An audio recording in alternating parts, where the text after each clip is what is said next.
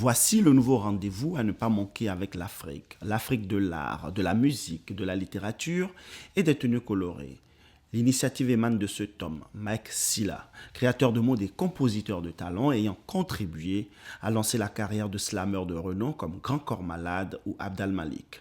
Pour lui, l'heure est venue de donner une nouvelle visibilité à la création artistique africaine en France. En tant que créateur-designer, j'ai senti le besoin déjà depuis des années qu'il y ait quelque part à Paris un endroit où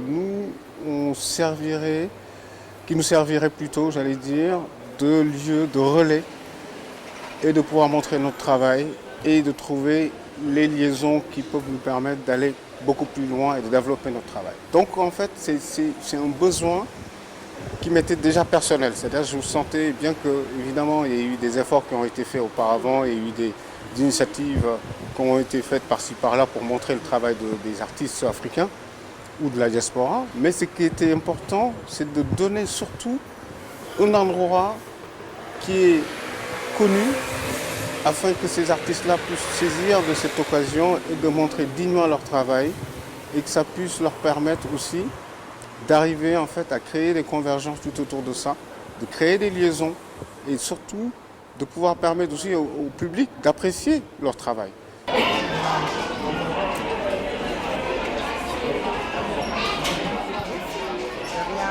En guest ce soir, une star, l'ex-mannequin Kian Keita, plus connue comme la Mélissa du célèbre clip du tube de Julien Clerc, et aujourd'hui chanteuse inspirée de slam. Écris-leur ma sœur!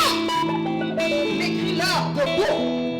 Inca, Zoulou, Nubienne, Baoulé, Kété, Djoula, Tunisienne, Syrienne, Égyptienne, Africaine, définitivement africaine, irrésistiblement africaine, africaine, même au bord des larmes, africaine, ta meilleure arme, africaine, dans un sourire, africaine, c'est un plaisir, africaine.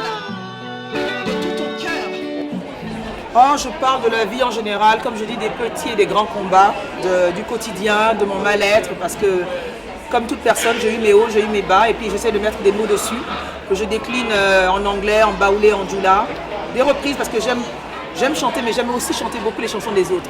Paradoxalement, on aurait pu dire, ouais, j'ai envie de tout, j'aime, donc chanter pour moi, c'est chanter d'abord. Donc voilà, donc c'est la vie, l'amour, le bonheur, Dieu, beaucoup, remercier tous les jours.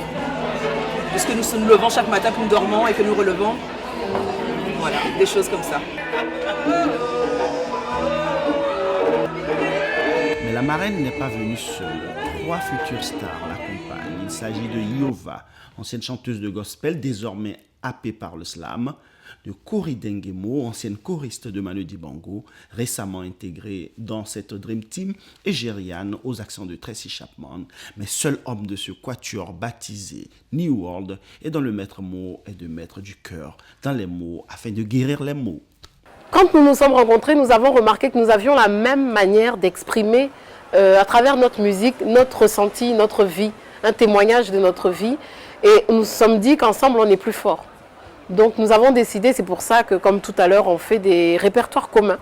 On a chacun sa carrière et on se retrouve, on fait des répertoires communs pour justement ensemble, plus fort, faire passer un message, partager quelque chose avec les gens. Les thèmes sur lesquels je m'exprime le plus depuis un moment, c'est les thèmes des enfants, des démunis, des orphelins, des enfants de la rue, parce qu'il faut dire que je suis présidente d'une association qui s'appelle Voix en Cœur, qui travaille avec les enfants de la rue, des orphelins et des démunis en général.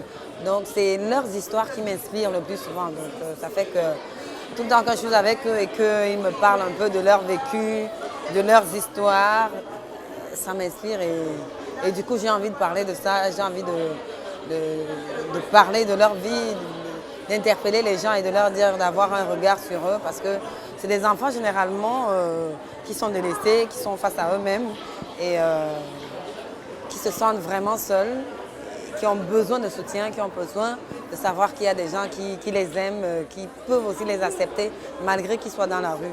Donc ils ont des choses à dire.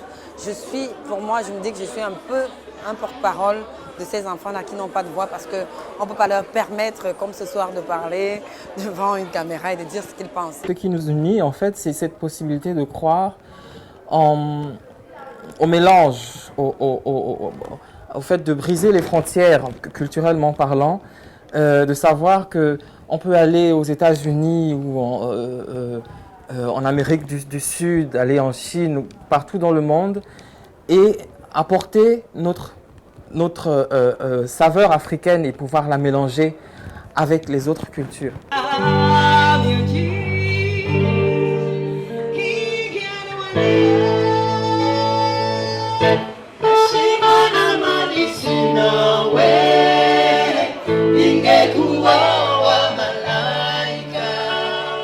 Quant à l'initiative Afro Free Market, elle est prévue pour se tenir tous les premiers week-ends du mois.